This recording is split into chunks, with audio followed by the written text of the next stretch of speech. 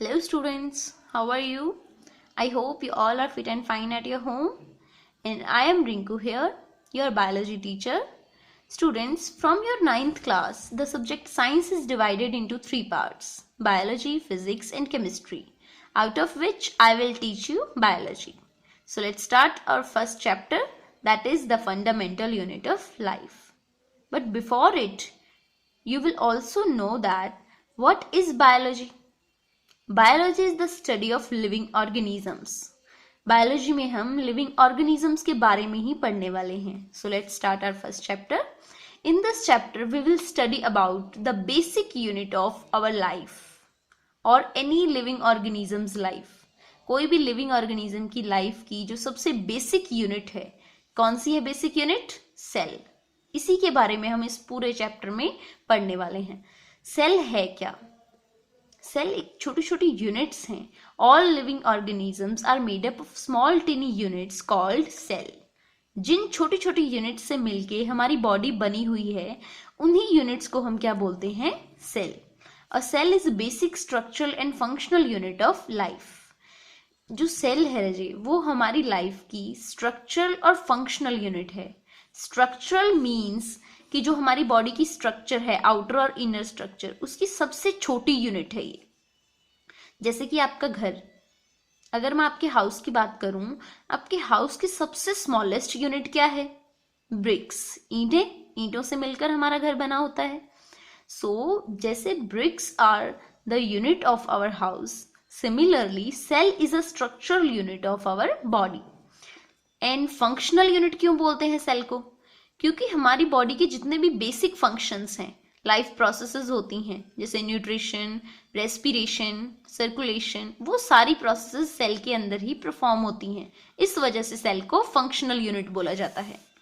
Next, cell. Cell कहाँ से आया? ये वर्ड कहाँ से आया? Cell is a Latin word. Latin भाषा से हमें ये वर्ड मिला, जिसका मतलब क्या है? Cell is a little room. Cell का मीनिंग है एक छोटा कमरा. सेल की डिस्कवरी कैसे हुई? सेल को फर्स्ट टाइम किसने देखा? Cell is discovered by Robert Hooke in 1665. 1665 में रॉबर्ट हुक ने इसकी डिस्कवरी की थी, जिस वजह से रॉबर्ट हुक को क्या बोला जाता है? Father of cytology. साइटोलॉजी क्या है रजे? Cytology is that branch of science which deals with the structure and form of cells. सिर्फ सेल की स्टडी, सेल की फॉर्म्स, स्ट्रक्चर, टाइप्स के बारे में जिस ब्रांच में स्टडी की जाती है, उसको साइटोलॉजी बोला जाता है. साइटोलॉजी के पितामह कौन है? Robert Hooke. नेक्स्ट, उन्होंने डिस्कवरी की कैसे? रॉबर्ट हुक ने एक थिन कॉर्क स्लाइस को माइक्रोस्कोप के अंदर देखा. कॉर्क स्लाइस क्या होती है रजी? जो ओक ट्री होता है, ओक का पेड़, उसकी बाहर की जो छिल होती है, डेड सेल्स होते हैं, उनको उन्होंने माइक्रोस्कोप में देखा. माइक्रोस्कोप में देखने पे उनको एक छोटे छोटे इस तरीके से पोर्स दिखाई दिए, छोटे छोटे छेद दिखाई दिए. उनको लगा कि ये जो पोर्स हैं, ये किस लिए हैं? प्लांट जूस को स्टोर करके रखने के लिए.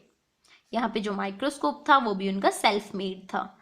यहाँ जो छोटे छोटे टिनी पोर्स हनी कॉम्ब की तरह उन्हें दिखाई दिए, मधुमक्खियों के छत्ते की तरह, इसलिए उन्होंने उन पोर्स को नाम दे दिया सेल, क्योंकि वो एक छोटे छोटे रूम्स की तरह दिखाई दे रहे थे.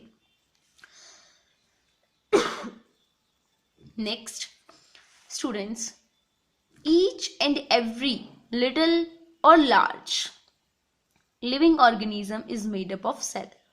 चाहे छोटा लिविंग ऑर्गेनिज्म हो, चाहे बहुत बड़ा हो, वो सभी किसी से मिलके बने हुए हैं? सेल से.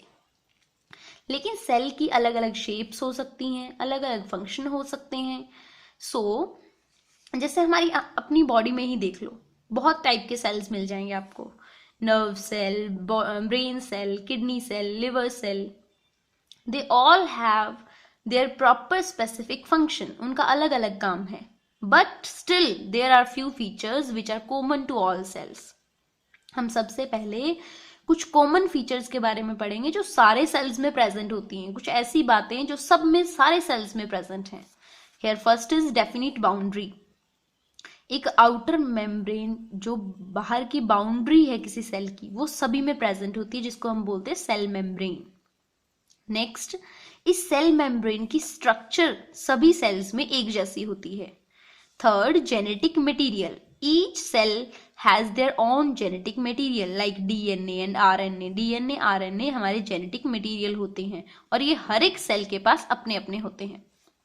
Next, synthesis of nucleic acids and proteins. हर एक सेल के अंदर प्रोटीन्स और न्यूक्लिक एसिड अपने आप बनते हैं. न्यूक्लिक एसिड बनने की वजह से ही हमारे डीएनए और आरएनए बनते हैं. Next is mechanism of energy production, कि each cell has same mechanism of energy production. हर एक सेल के अंदर जो एनर्जी प्रोड्यूस होने का मेथड है, जो मैकेनिज्म है, वो सब में सेम है.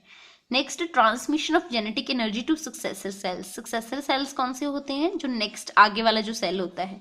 हर एक सेल के अंदर जो जेनेटिक एनर्जी प्रोड्यूस हो गई उसको वो आगे वाले सेल तक पास कर देता है. इस तरीके का ट्रांसमिशन हर एक टाइप के सेल्स के अंदर होता है. Last is exchange of energy and material and some basic metabolic processes. Energy का एक्सचेंज होना, किसी मटेरियल का, जैसे कोई लिक्विड है, कोई किसी तरीके का लिक्विड या फूड एनर्जी, उन चीज़ों का एक्सचेंज होना, और हमारी बेसिक मेटाबॉलिक प्रोसेसेस जैसे न्यूट्रिशन, रेस्पिरेशन, उनका होना. ये हर एक सेल्स में होता है, चाहे वो किसी भी टाइप के सेल हों, नर्व सेल हों, ब्रेन सेल हों, किडनी सेल हों, चाहे एनिमल सेल हो, चाहे प्लांट सेल हो, कोई भी टाइप के सेल हों, उनमें ये सारे फीचर्स मौजूद होते हैं. Now we start our next topic, that is discoveries of cell and microscopes. Microscopes की कैसे डिस्कवरी हुई और सेल की कैसे हुई. सेल का तो हमने पढ़ लिया कि सेल को फर्स्ट टाइम किसने डिस्कवर किया था? रॉबर्ट हुक ने. बट स्टूडेंट्स, जो रॉबर्ट हुक ने सेल की डिस्कवरी की थी, उन्होंने की थी एक डेड सेल की डिस्कवरी. वो था एक dead cell. Now we study all the discoveries of microscopes and cell.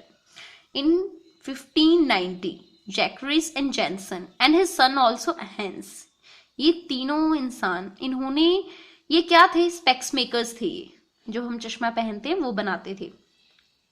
इन्होंने कुछ एक्सपेरिमेंट्स किए जिनके नतीजे इनको क्या दिखाई दिया कि एक अलग ही काइंड का लेंस उनके सामने आया, जिनके आर पार इनको कोई ऑब्जेक्ट बहुत ही बड़ा दिखाई दे रहा था. यहीं से शुरुआत हुई कंपाउंड माइक्रोस्कोप्स की और टेलीस्कोप की. It is the beginning of compound microscope and telescope.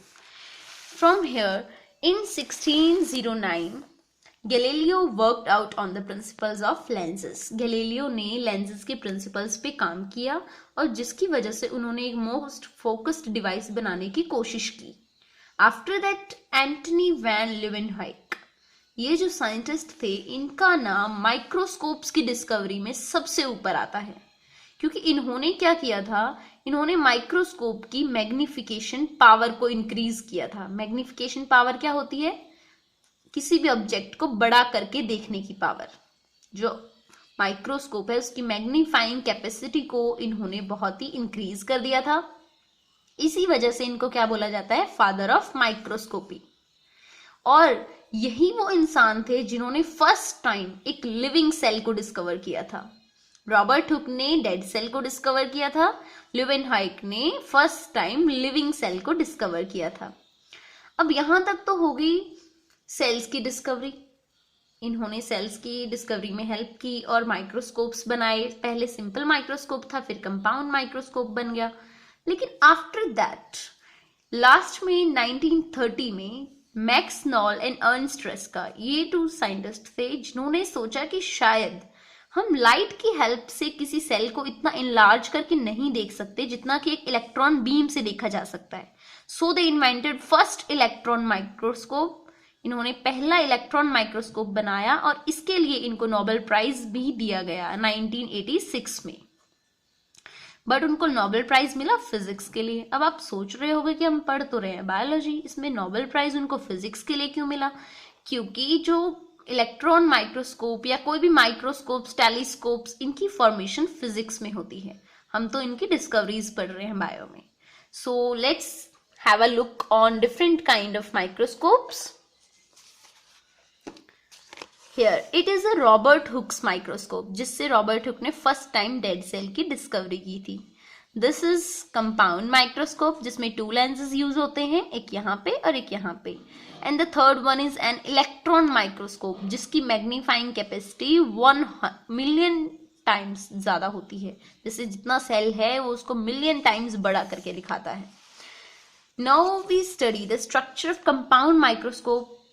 क्योंकि हमारी जो साइंस लेबोरेटरीज होती है उनमें जनरली यही माइक्रोस्कोप प्रेजेंट होता है। जो इलेक्ट्रॉन माइक्रोस्कोप है वो हाईएस्ट जो रिसर्चर्स होते हैं उनके पास प्रेजेंट होता है। हमारी लैब्स में यही माइक्रोस्कोप होता है। सो इसके स्ट्रक्चर में जैसे सबसे पहले आता है इसका बेस, जो हॉर्स शूज टाइप है, घोड़े के जो पैर होते हैं उनके टाइप्स इसका बेस होता है जो पूरे माइक्रोस्कोप को होल्ड करके रखता है। Next its arm which help us to hold this microscope, इसको पकड़ने में मदद करती है। And the next one is stage, इसका मेन जो स्टेज है जहाँ पे सारी एक्टिविटी हम परफॉर्म करने वाले हैं इस स्टेज पे, क्योंकि यहाँ पे हम कोई सेल रखते हैं जिसको देखा जाता है बाद में इनलार्ज करके। नेक्स्ट वन इज क्लिप्स, ये क्लिप्स हेल्प करती हैं आपको इस स्लाइड को होल्ड करके रखने में। And the next one is body tube, body tube जिसके अंदर से सनलाइट पास होके आती है। And the next is nose piece, this rounded part is nose piece which hold this objective lens, इस ऑब्जेक्टिव लेंस को ये होल्ड करके रखता है। इसके बाद आता है हमारा मिरर, जो कि बहुत ही हाई पावर का होना चाहिए और कन्वेक्स मिरर होना चाहिए ताकि ये लाइट्स को कन्वर्ज करे एक ही पॉइंट पे। नेक्स्ट ऑब्जेक्टिव लेंस, ये भी कन्वेक्स लेंस होता है ज़्यादा पावर का, ताकि हम इसे आसानी से किसी भी ऑब्जेक्ट को बड़ा करके देख पाएँ, मैग्नीफाई कर पाएँ।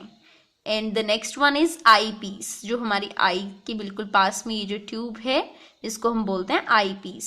इसके अंदर एक कन्वेक्स लेंस फिट होता है जिसकी वजह से हम ऑब्जेक्ट को विजुअलाइज कर सकते हैं, आसानी से देख सकते हैं। देखो रचो यहाँ पे एक लेंस प्रेजेंट होता है, convex lens, and here is also a convex lens. That's why ये टू कन्वेक्स लेंसेज के यूज से ये माइक्रोस्कोप बना होता है, इसीलिए इसको कंपाउंड माइक्रोस्कोप बोला जाता है। That's all students. Please read it carefully.